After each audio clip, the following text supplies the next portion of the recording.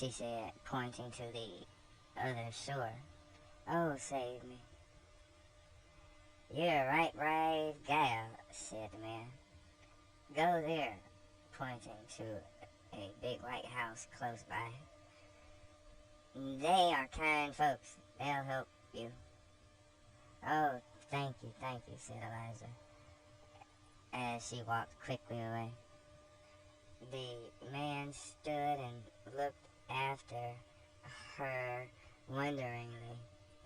On the other side of the river, Haley was standing perfectly amazed at the scene.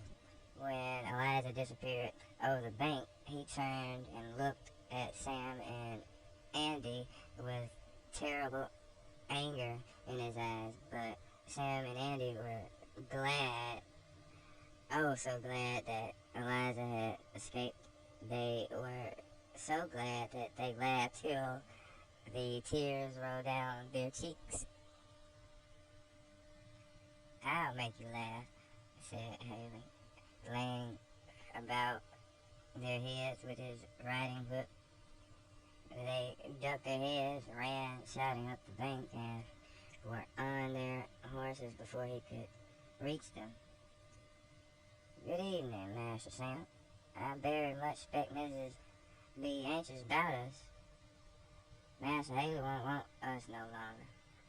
Then off they went as fast as their horses could gallop.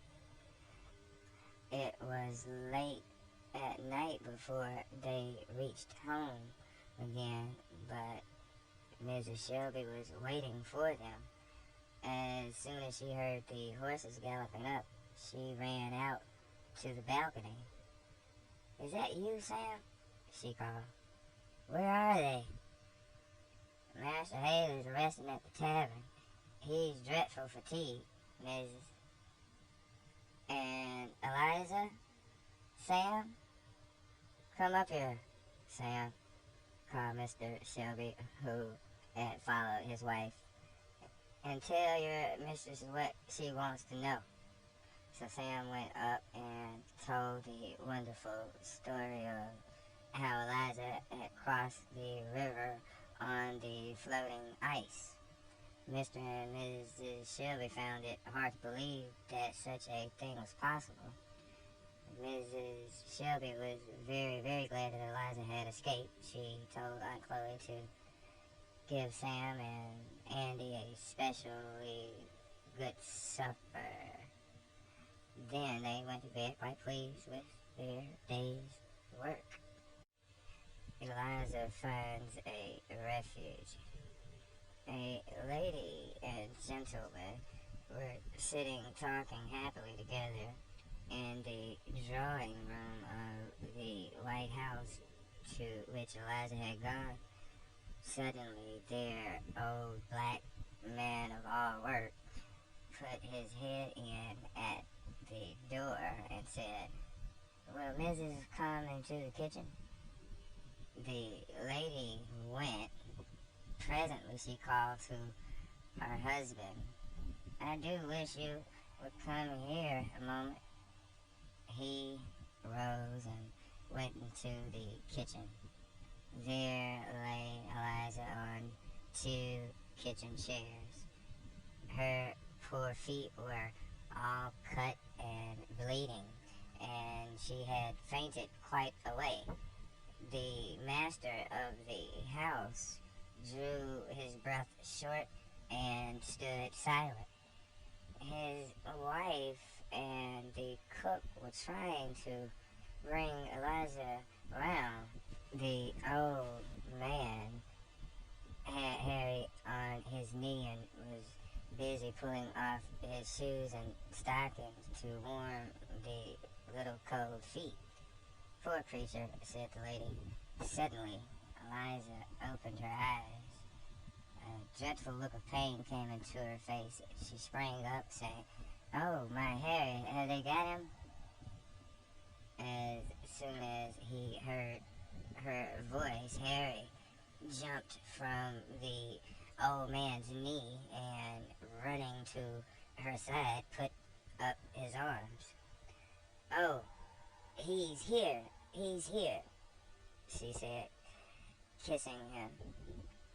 Oh, ma'am, she went on, turning wildly to the lady of the house. Do protect us. Don't let them get him. Nobody shall hurt you here, poor woman, said the lady. You are safe. Don't be afraid. God bless you, said Eliza, covering her face and sobbing, while Harry, seeing her crying, tried to get into her lap to comfort her. You needn't be afraid of anything. We are friends here, poor woman. Tell me where you come from and what you want, said the lady. I came from the other side of the river, said Eliza. When? Said the gentleman, very much astonished. Tonight. How did you come? I crossed on the ice. Crossed on the ice? Exclaimed everyone. Yes, said Eliza slowly. I did. God helped me, and I crossed on the ice. They were close behind me, right behind me, and there was no other way. Law, missus? Said the old servant. The ice is all in broken up blocks, swinging up and down the water. I know it is. I know it, said Eliza wildly. But I did it. I wouldn't have thought I could. I didn't think I could get over, but I didn't care. I could but die if I didn't, and God helped me. Were you a slave? Said the gentleman. Yes, sir. Was your master unkind to you? No, sir. Was your mistress unkind to you? No, sir, no. My mistress was always good to me. What could make you leave a good home then and run away and go through such danger? They wanted to take my boy away from me, to sell him down south, ma'am. To go all alone, a baby that had never been away from his mother in his life. I couldn't bear it. I took him and ran away in the night. They chased me. They were coming down close behind me, and I heard them. I jumped right on the ice. How I got across, I don't know. At first, I knew a man was helping me up the bank. It was such a sad story that the tears came into the eyes of everyone who heard it. Where do you mean to go, poor woman? Asked the lady. To Canada, if I only knew where that was. Is it very far, is Canada?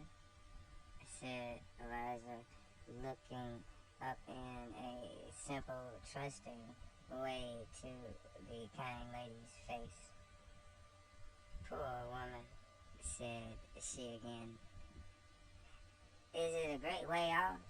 Asked Eliza. Yes, said the lady of the house. Sadly, it is far away. But we will try to help you to get there.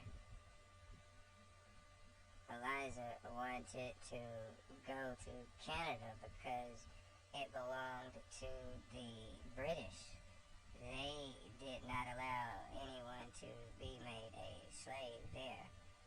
George, too, was going to try to reach Canada. Wife, said the gentleman when they had gone back into their own sitting room. We must get that poor woman away tonight. She is not safe here. I know some good people far in the country who will take care of her. So this kind gentleman got the carriage ready and drove Eliza and her boy a long